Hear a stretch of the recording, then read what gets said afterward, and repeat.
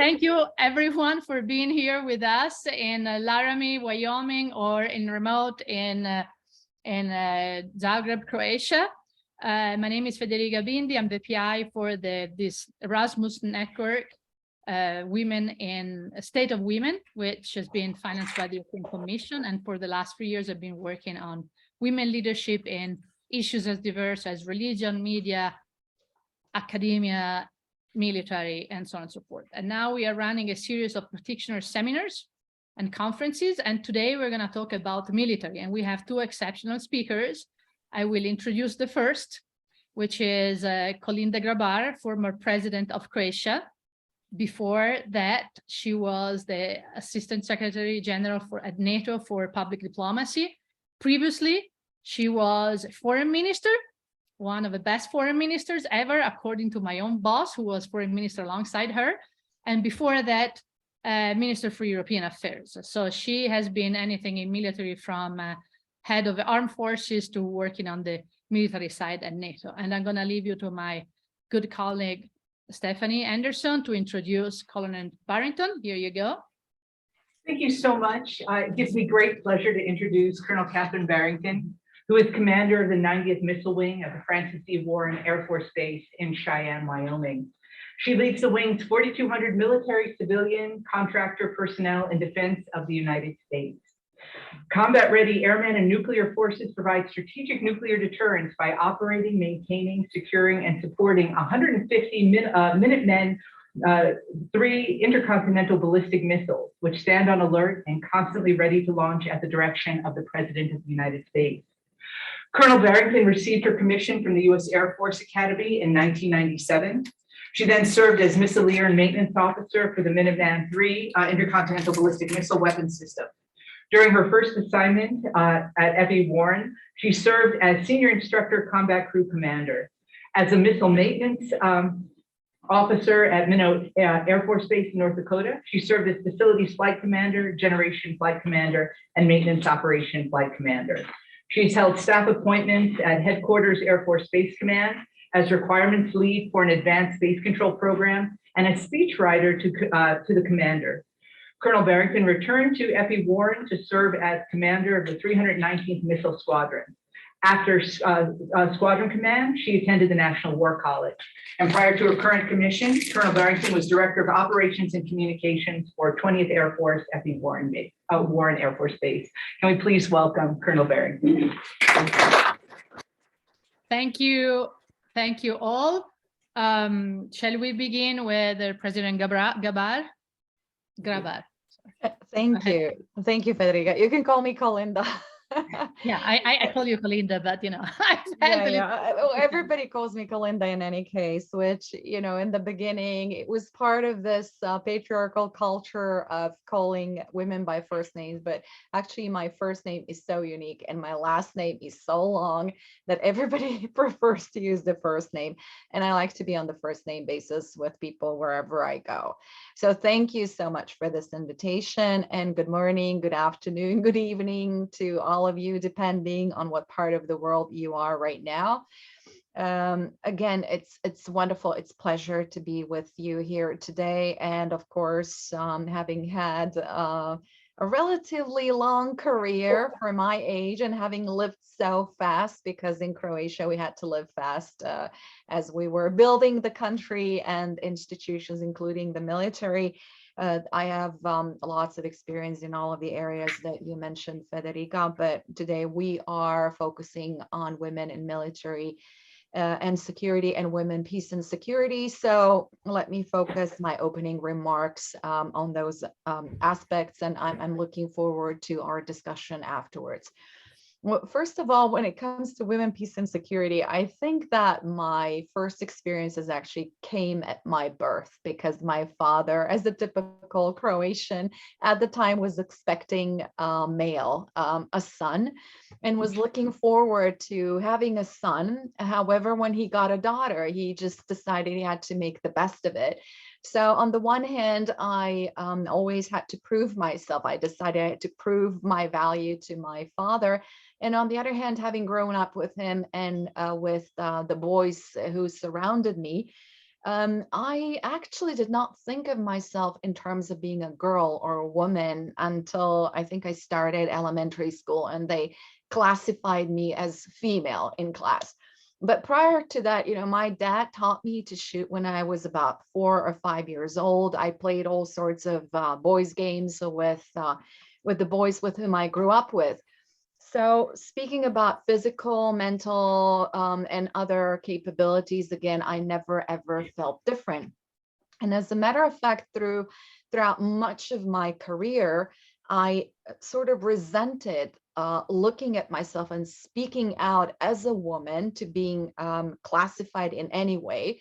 But again, through the years, I realized that as a female executive, as a female leader, you have to use both your positional and personal power in order to advance gender equality and inclusion of women, as the life experiences proved that women still have to put in a lot more effort than men to be taken as seriously and to be held to the same standards.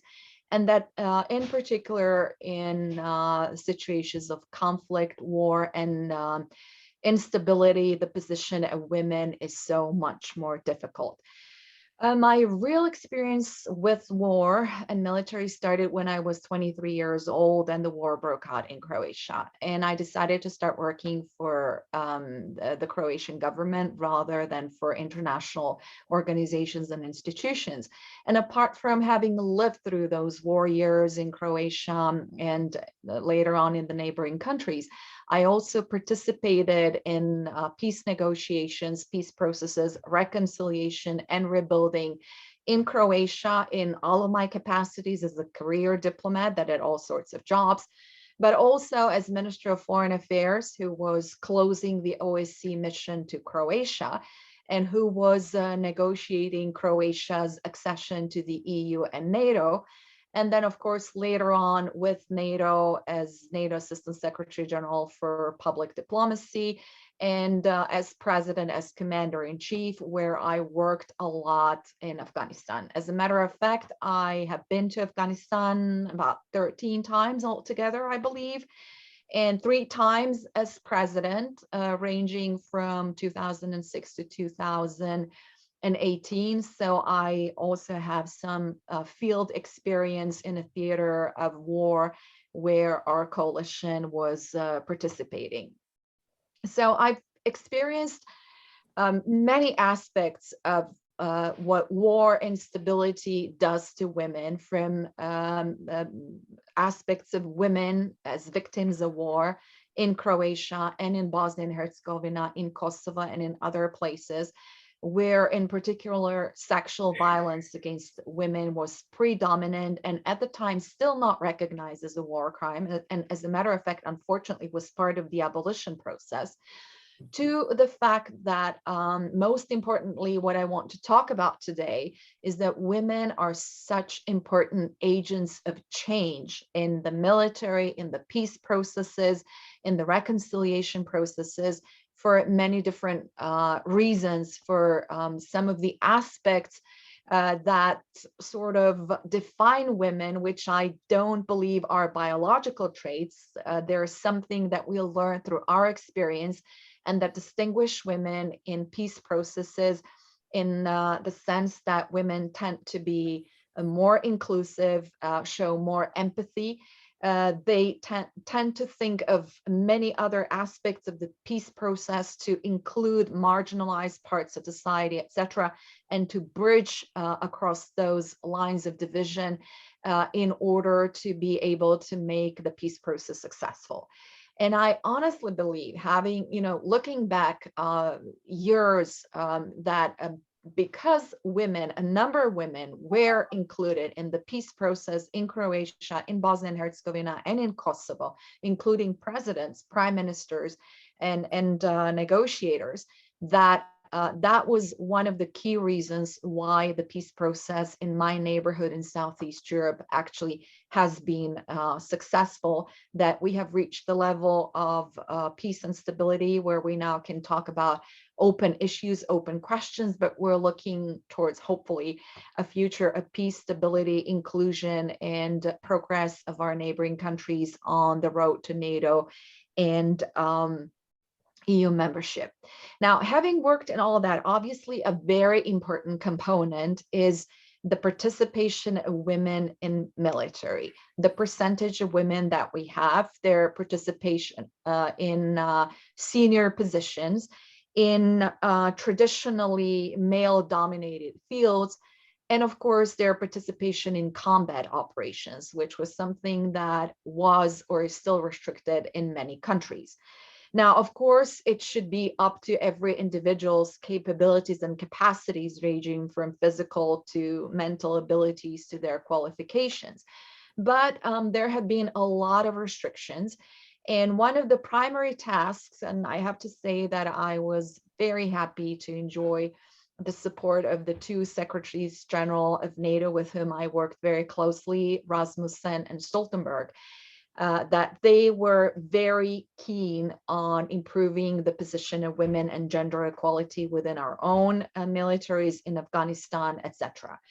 So working at NATO, we put in a lot of effort and succeeded actually together with a number of colleagues and friends in establishing the position of the Special Advisor of the Secretary General for Women, Peace and Security. I think it's an incredibly important position, and it's an all-encompassing job that includes many aspects of that whole compact of women, peace and security, again, from the dimension of prevention, protection, and remedial action when it concerns crimes against women who are disproportionately, together with children, affected by war and conflict, to women as agents of change and women as leaders in any political, military, security, or any other environment. Another aspect that we work very hard on and that we succeeded is that we established the position of gender advisor with COM-ISAF at the time, and later became COM-RS, Commander of Resolute Support. And as a matter of fact, the first person who was appointed to that position of advisor, special advisor on gender issues to COM-ISAF and COM-RS on the level of a general officer was a Croatian officer who was promoted at the time to the level of a brigadier general in order to be able to assume that position, but that was just a temporary promotion. However, when I was elected president, I gave her a permanent promotion. So she became our first female general officer, although we had many women fight in our war for independence and what we call the Homeland War. Nevertheless, women always seem to be occupying the lower ranks and the positions that were mostly related to medical aid, etc. And working at NATO, I must tell you that for me as a woman, it was probably, in my experience, the least misogynistic environment that I encountered. I don't know why. Maybe it was because people were so careful of not labeling one as a female or a male and trying to discriminate. But I loved my experience working at NATO, and I always felt respect, not just at the headquarters and actually being the first woman that was up to that point appointed at the highest level of senior civilian leadership of NATO as NATO Assistant Secretary General. Later on, we had a Deputy Secretary General, and now I believe we have two Assistant Secretaries General. But I felt very comfortable working with people at NATO headquarters and any of our commands, including in the field in Afghanistan, where I was treated just according to my rank, and I wasn't given any privileges, or I wasn't at any disadvantage because I was a woman. I was just treated as a colleague. And just as a curiosity, I must tell you that during one of the field trips with one of the generals, when we went to Mazar-i-Sharif, and we went into a civilian setting, and just out of respect for the local community, I threw a silk scarf over my head. I noticed that my colleagues from ISAF started staring at me like it was the first time they realized that I was actually a woman. So that is the kind of atmosphere that we have to continue to nourish.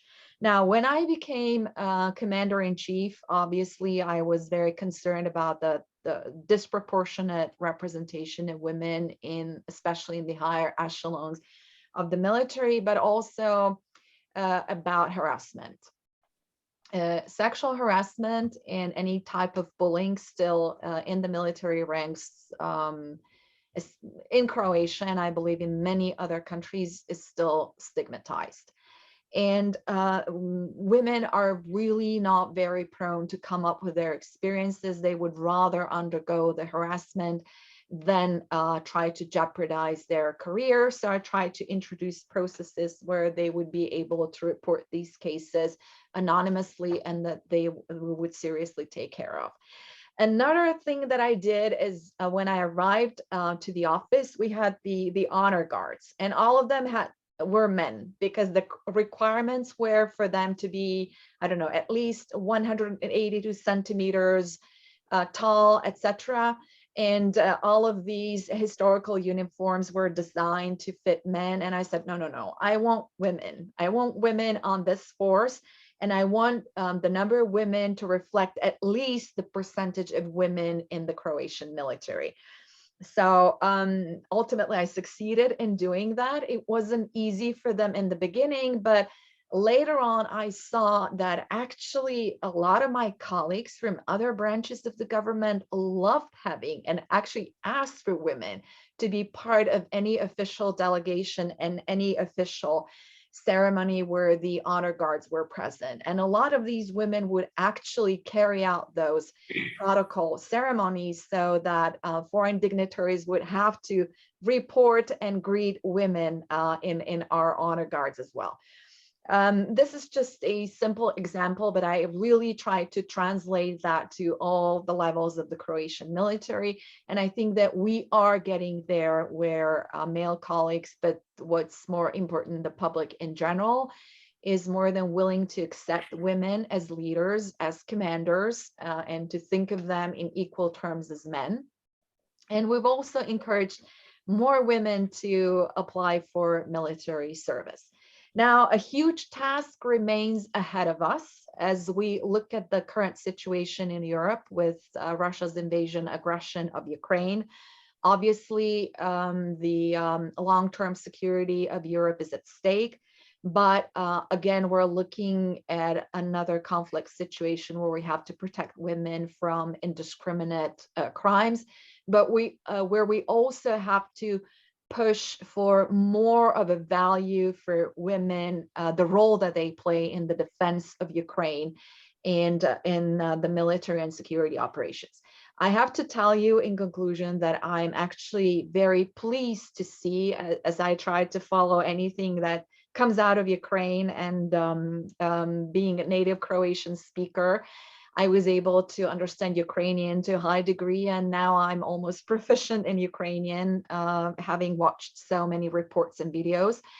I am pleased to see that there is high respect for the role of women in Ukrainian society and an increased support for their role in the military.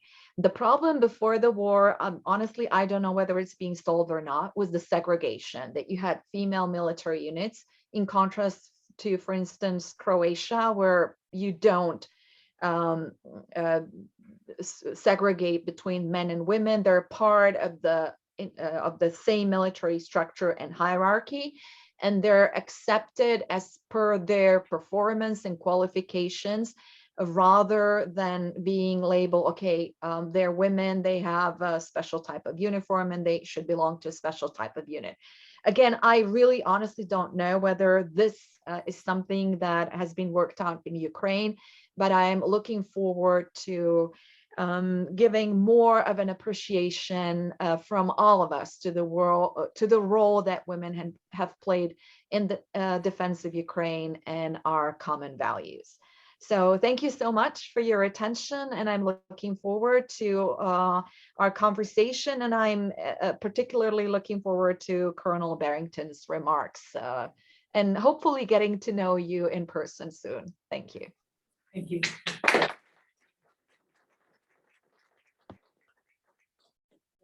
Well, that is absolutely wonderful. And Madam President, it is an honor to share the stage with you today. And I really appreciate this opportunity. And your words were incredibly powerful. And I'm sitting here going through my own life and whatever parallels I can draw between the two of us and different experiences, how there are a lot of similarities. But it is truly an honor for me to be here today, not only with all of you, but to hear from you, Madam President. So thank you very much. And no, I won't call you by your first name. You've earned the title, Madam President. So that is how I will refer to you. Thank you so much for allowing me to be here. One of the thoughts that I had as I was sitting here is, when did I first come to Wyoming? So you heard that I went to the Air Force Academy. I was in the Drum and Bugle Corps. So I actually traveled here as a cadet, as a part of the Drum and Bugle Corps for football games. And in 1996, I was coming into the stadium. I was a drum major, so I was in a leadership position in the Drum and Bugle Corps. I was bringing in the platform that I get to stand on, so I was rolling it in. And there was a family walking in, and they paused as we were going through the gate, and there was an older gentleman there. And I heard him very loudly say, "Look, they brought a woman with them." And I was very shocked, right? Because this was 1996 and I didn't expect for it to be newsworthy or noteworthy that a female was a part of the Air Force Academy and here in the game. So with a little bit of trepidation, I received my first assignment to Wyoming. And on the drive here, I was cautiously optimistic and not quite sure what I was going to find. But the history of the equality state and the history of giving women the vote and leading the way, I think is very good. And it's part of the Western values that we celebrate here in Wyoming. So it's interesting to be here 26 years later, speaking to a group when suddenly they were shocked that I was coming into War Memorial Stadium. I grew up in Georgia, so I had never crossed the Mississippi until the day I showed up at the Air Force Academy. I was a very adventurous child, didn't have a lot of toys, but there were a lot of sticks in the yard. And, 24/7 cartoons was not a thing back then on TV. So I did a lot of playing outside and climbing trees and much like Madam President, doing a lot of things that weren't necessarily typical of young girls. But I had a very adventurous spirit. I had a lot of big dreams. And as a student, when I found out about the Air Force Academy and the potential for a career in the military, doing all these amazing things, plus the fact that it was free, as one of 7 children, free for college was an incredibly important feature. That's what I set my sights on. And it was absolutely an incredible opportunity to get to attend the Air Force Academy and get to serve in the military. It was as a cadet that I found out about the Intercontinental Ballistic Missile mission, and that's what I've done my entire career. One of the things that drew me to the Air Force in particular was the role that women were being given. And our missile combat crew members were one of the first combat positions opened up to women. And that was in the late 70s, early 80s, they opened up missile combat crew positions to women.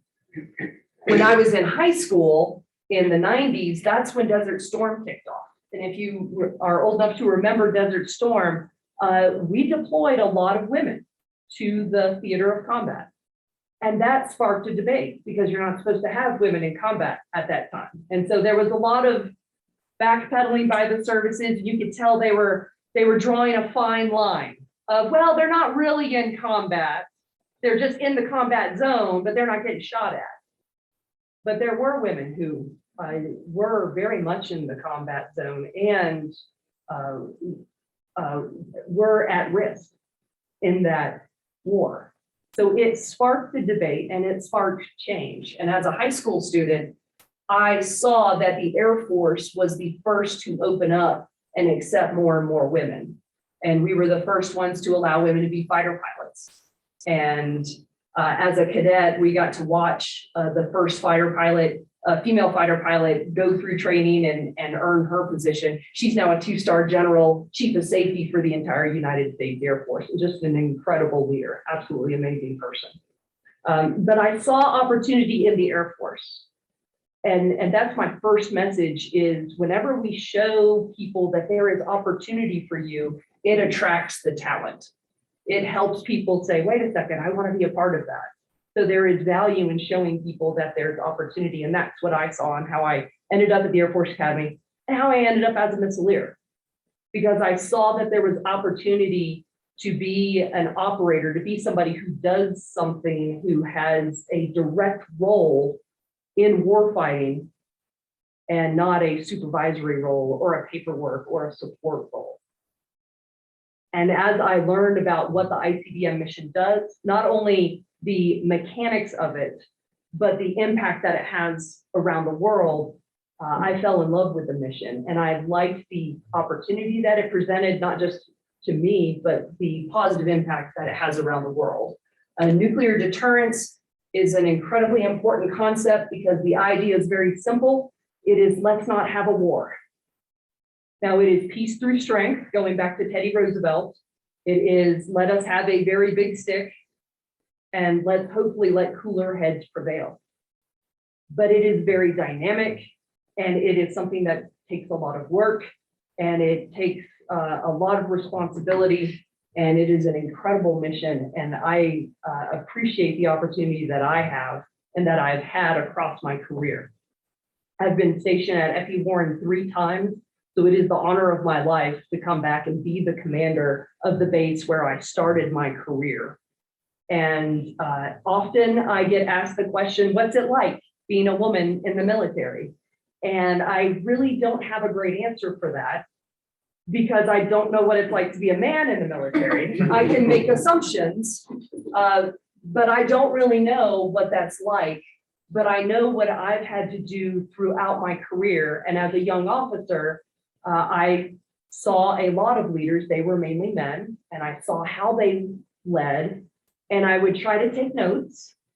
And there were times when they would do things and they were very directive, they were very decisive. Maybe they would come in and say, this is what we're doing today, and we're going to get it done. And as I watched that, I would sit there and think, well, that's not how I would do it. I can't do that because that's not me. And it wasn't until I had about 15, 16 years in where somebody said, well, that's the strength that you bring, is that you aren't the one that comes into the room and says, now hear this, this is what we're going to do. But it's more of a democratic approach. And that's more typical of female leadership styles. When you take a democratic approach to leadership, it's usually, by definition, it's more inclusive, right? When you think of the principles of democracy, we are supposed to all listen to each other and we're supposed to hear one another out. And then there's probably a compromise that ends up in the solution that is implemented. And then the other piece to democracy is that it's always a work in process. It is, or always a work in progress, excuse me. It is something that we always have to work on and work with each other to be a democratic society. And there's value in that people feel heard. People want to be heard.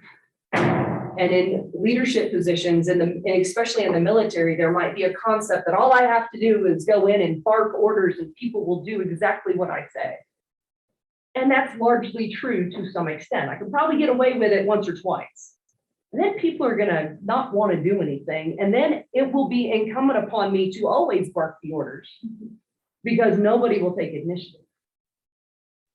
But if I can create an environment where people feel like they can voice their concerns, they can voice their ideas, that we can arrive at solutions together and we can operate as a team, then people feel included, they feel empowered, and they will take action and they will make things happen. And so what I work on as a commander is, how do I set the conditions so the 4,200 people in our wing can be successful? And I very much view my role as a wing commander as I work for those 4,200 people. Nobody on that base works for me. Nobody on the base this morning woke up and said, what can I do for Colonel Barrington today? Because it's not about me. It's about the incredible nuclear combat capability power that we provide, that allows our nation's leadership to do what they need to do to preserve our American way of life. And I believe that that view of leadership leads to that theme of service. And it fuels my philosophy of, it's not about me, it's about what I can do for the entire team. And we recently had a tremendous success at our wing. We went through a nuclear surety inspection. That is a very difficult inspection where people from across not only the Air Force, but from other services come and watch us do our mission. They watch us all across the board, and we did very well. And I think it is because we had a team environment and an empowered environment where our airmen could take initiative, they could do their job, and they knew that wing leadership and all of their leadership on down through the chain of command support them, and that we would make sure that they had the training and the opportunity to excel. So as a female, it has taken me a long time to figure out that, hey, what I bring to the table is enough. I always need to work on myself. I always need to work on being a good leader, and I can always get better. But it's not about me being a female and being different. It's that I have a voice at the table, I have something to contribute, and I have the opportunity to contribute it. And it is the honor of my life that I get to be a wing commander. Being responsible for 4,200 people, it's a tremendous honor, and I appreciate everything that the Air Force has given me. I go back to being a cadet at the academy and being able to travel with the Drum and Bugle Corps. That was something that was very unique. I met my husband through the Drum and Bugle Corps, and we've been married 25 years. So the opportunities that we have and what I've been given in life, I can trace it back to my start and in the military and all the things that I've been able to do. And serving my country is something that I'm very proud of. I'm proud of being able to contribute, to make a difference, and to hopefully make the world a better place. And I really appreciate this opportunity to come and speak with you and to hear your perspectives and to interact with every single one of you. So thank you very much. Thank you. So Fed, will you field questions from people via Zoom? Yeah. And I will Yeah, field yeah. questions from people here? So people from home, please send questions in the Q&A. And maybe we can start with people in the room with questions. What do you think? Yeah, absolutely. Any questions? I have a question. Go ahead, Robin. So you speak eloquently about the value of deterrence. I'm curious about how you exercise leadership in a situation where you hope nothing ever happens, right? So one of the things that we have to do is we always have to practice, and we always have to be mission ready.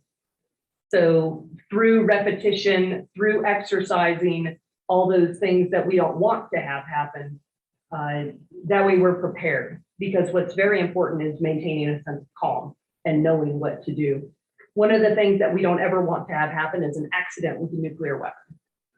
That would be very bad. We would agree. Absolutely. So we rehearsed what our response would be at the end of September if we had an accident on the base.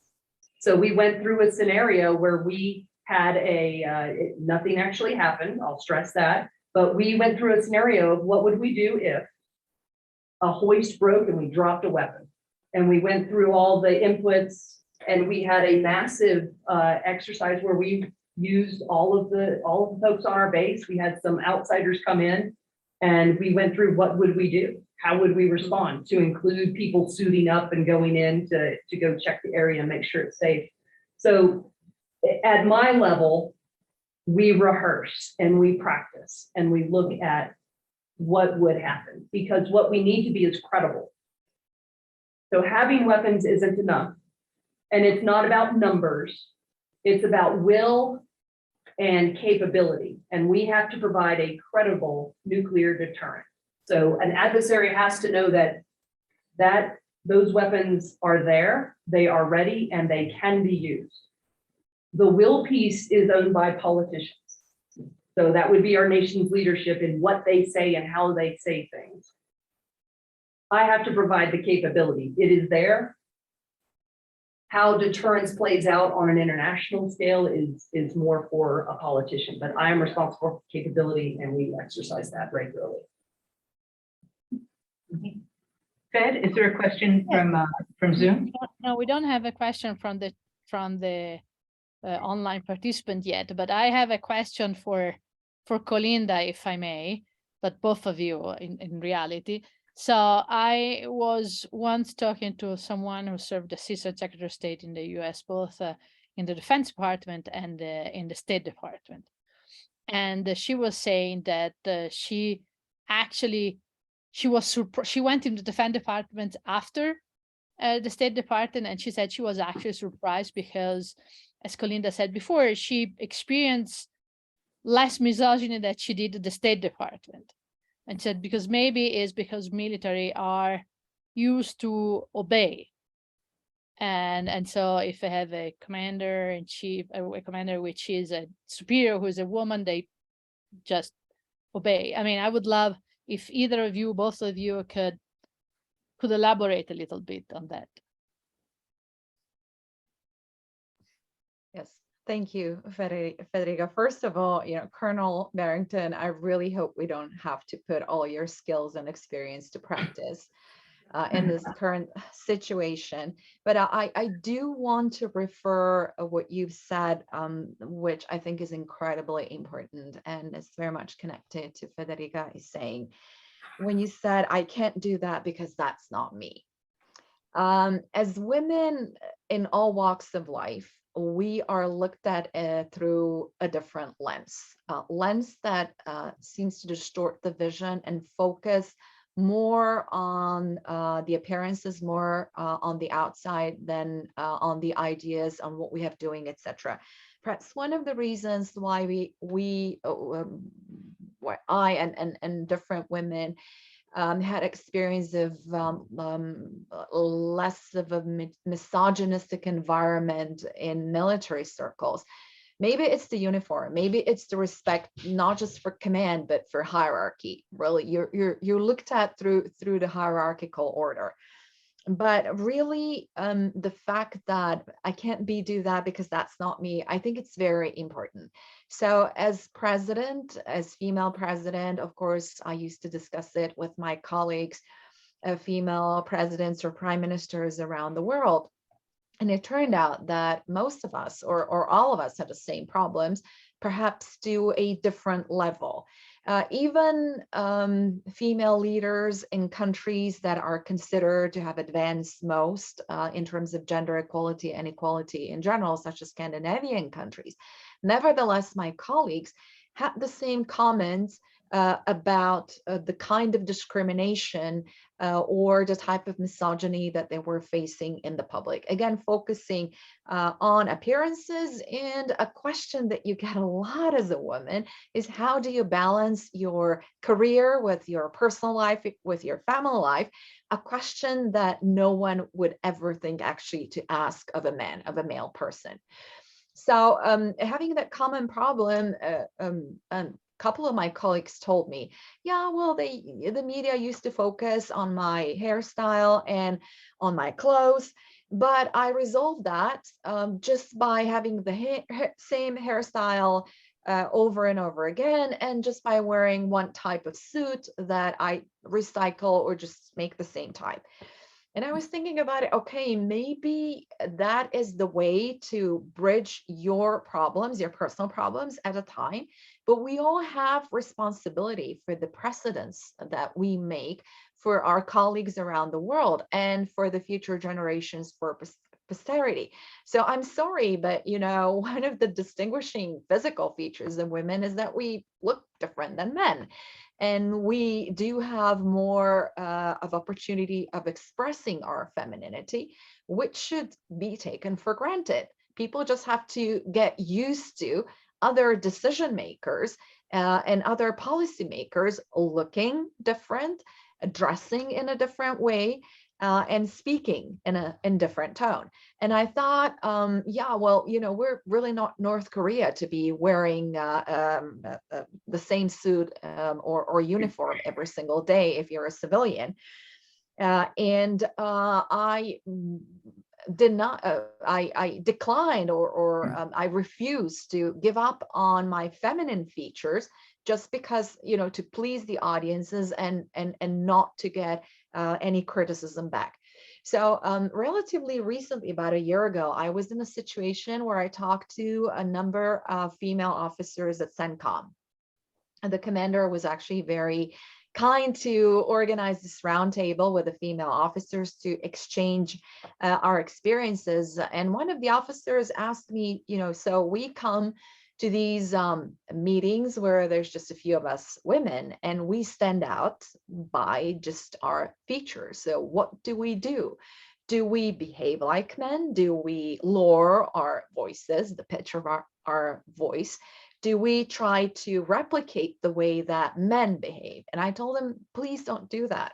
Yes, you may suffer in the short term, but we have to create those circumstances where the feminine aspects that Colonel Barrington was talking about, and those are not biological aspects, those are social aspects of female leadership, because we've learned it through life, through practice, through trial and error, through the ups and downs of being rejected or belittled or ignored because you're a woman.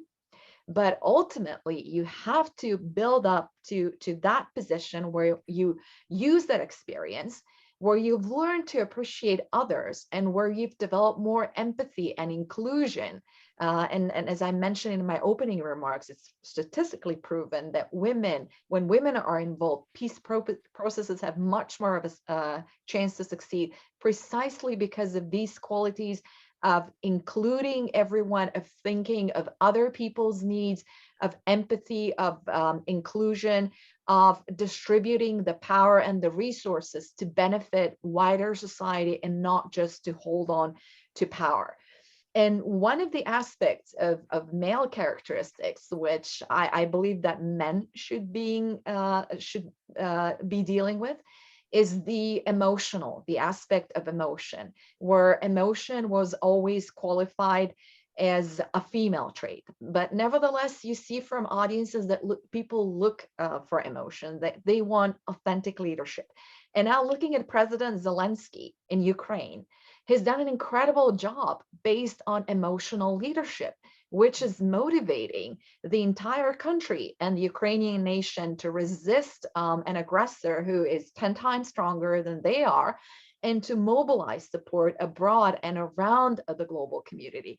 And hopefully emotion and expressing emotion and being aware of each other's emotions will finally be taken into account. And just one final point, when Colonel Barrington said that people like to feel empowered, I think that one of the most important aspects of my relationship with my colleagues, in particular female colleagues, is going back to them and giving them credit for ideas. The feeling that they're respected, that they're valued as members of the team, I believe is the greatest encouragement to them and the best path to achieve the goals of including women at all levels of decision making. Thank you. Thank you very much, Steph. Colonel, you want to come in on this? And then we have a question from the remote audience. Yeah, absolutely. And just to add to what Madam President said, from a military perspective, why are we different? You know, we're not better. Okay, the United States military is a cross section of American society. The difference is that we address and we influence our members early in their career, and we get them to adopt values that each service has. In the Air Force, our values are integrity first, service before self, excellence in all we do. And part of what we train in basic military training, you know, you've all seen the movie, so you've got an image of marching around, but part of our training is our values. It is, how do we treat one another? And we do not tolerate sexual harassment. So part of it is training, and then there is structure of, when this happens, this is what we do. But we still face an environment where a lot of women don't want to bring forward that they've been harassed. And usually that's because they do not trust that something will be done about it, or they do not trust that they will not in turn be punished. So my role as a commander is to make sure I'm setting the conditions for the environment where people can come forward and say, wait a second, that's not right. And we can be better, and we can stay in line with our values. Anytime we dismiss any segment of society just based on an outer view, we will make ourselves weaker, and we will not be as effective as an organization. But it is something that we constantly have to address, and we constantly have to work on. We are always bringing in new members, and we are always changing our organizations because of the way we transition in and out of positions. We always have to do the work, and it never ends. So thank you. Thank you. So we have a question from Professor Juliet Lodge from the UK. As for both excellent speakers, do you think that women bring different approaches to crisis management?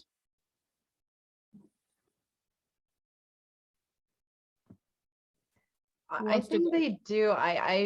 You know, the professor may be referring to what I believe Boris Johnson called toxic masculinity on part of Putin when he started the war, and when he said that if Putin were a woman, he would never have started the war. I think that the feminine perspective is more about thinking of the consequences of one's actions, rather than having the need to appear tough, to appear masculine, to appear determined, because ultimately a win-win situation might not mean a military victory in the field. Most of the time is actually avoiding conflict and crisis management, being able to sit around the table to really listen to the arguments, to count them in, and to try to devise solutions that would, well, in any crisis resolution, you have to approach some kind of a compromise, but that you're able to move to positions that would result in preventing the crisis from happening, rather than having to solve the crisis through mediation or diplomatic negotiations or an outright military victory, which are the ways out of a military conflict. And then as far as crisis management, the difference that women bring, it goes back to my earlier comment on a democratic approach. And I will readily admit that I'm never the smartest person in the room, and I never have all the answers, and sometimes the solutions I bring are just way off the mark. But if I've got a team of leaders that I trust, and we're working through a crisis, listening to one another and determining what the best way forward is, I think that's what I bring to the table. And I know many leaders do that. So it's something that I've seen across my career. The really good leaders are the ones that listen to everybody, and the ones that take those inputs and then put them into action, but not being afraid to take charge and to move out and to really address what does everybody need in this moment, but addressing the human element especially in a crisis where everyone is stressed, everyone is in probably a state of unknown. What can we do to make sure that we're empowering everybody at the table so they can make their best decisions and help in that situation? Yeah, okay. My question is, you talked about the values of the Air Force, and the values, presumably in the whole apparatus, was set up by white men, I assume. And so I just wonder if you have any thoughts about how those values might be different, or how the whole apparatus might be different if they have been established by women instead of men. Wow, that's a very profound question. The Air Force core values in particular were started at the Air Force Academy. And it was, my understanding is it was the law department that came up with a basic set of what are some universal values that we want of all people. So when we start looking through the lens of what do we expect of everyone, then when we start with inclusivity, I think that helps us get to the right spot. So when we talk about integrity first, I think I want that of everybody. I think that one's universal. Excellence in all we do. Well, we all have to be very good at our jobs. That becomes very important because of the importance of our mission. And service before self. I think that one's very interesting because it's more of a macho mindset of look at me and look at what I can do. And our Air Force in particular, that fighter pilot and bomber pilot culture was very much about, I'm the best pilot in the entire world, that mindset. That has delivered a lot of victories for us. But when we start talking about service before self and putting everybody else in front of us, that gets to another core value where it's like, I want every leader focused on everybody else, not on themselves. When I look at it that way, I think it doesn't matter who created those values, because when they created them, they were looking at everybody. And in the early 90s, we were a very diverse group to begin with, and we've become more diverse. Well, we're out of time, but we have, what I'd like to do is just give some concluding remarks to our speakers. And so I'll turn it over to Kolinda and Fed. I'm not saying anything. I'm just one last remark from Kolinda and the Colonel, I think. Thank you so much. This has been so interesting. Thank you for your invitation. And just a last remark of, looking at everything that has been said today and the qualities of female leadership and the requirements of female to sometimes mimic men in order to be taken or at least feel the need to do so in order to be taken as seriously. I think that a basic postulate should be you don't want to blend in, you want to stand out. And actually using those female characteristics and the qualities that we have, because it is an easy thing to follow, but the difficult aspect is to lead. And being a leader is about being different, being inclusive, accounting and taking in everybody's opinion, valuing your colleagues, being part of the team, but always sticking to your values and fighting for them, and not fighting just for yourself, but fighting for others as well. Thank you. And Madam President, again, it has just been an honor to hear you speak and to be a part of this panel with you. I really appreciate this opportunity, and I wish you all the best. Thank you. If I could add anything, it's our individual responsibilities as leaders to look around and to see what are we doing to amplify and to empower all of those around us so they can be their full selves. It's when we do that, that's when we start to achieve greatness. It's when we can improve our organizations and our world around us. So what can each and every single one of you do as a leader in any situation to help amplify another person and let them be who they need to be? So thank you so much for this opportunity. It truly is a great honor to be here. Thank you. Thank you all so much. Thank you so much. Hopefully the next time everybody in person. Thank you again. Hopefully. Thank you. All the best, Colonel. Looking forward to meeting you in person. Bye.